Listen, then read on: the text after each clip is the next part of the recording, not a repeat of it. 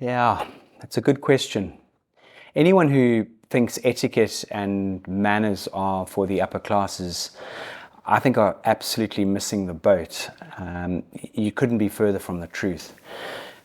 For me, I believe that etiquette and manners, including our emotional intelligence, are really the most powerful tools that we require in society.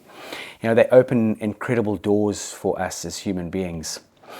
And in a world that is incessantly leaning towards real informal interactions, that essence of etiquette and manners and emotional intelligence really, it's a pivotal part of life. And you know, these elements of social grace aren't merely about following a rigid set of rules. They're very much about sort of, I suppose, fostering respectful connections, ensuring comfortable interactions, and creating a harmonious social and professional environment. And if you look at etiquette broken down, etiquette really comprises a set of guidelines that really steer our behavior in social or professional settings. And adhering to etiquette really demonstrates respect, courtesy, and consideration towards others, setting a tone of professionalism and competency.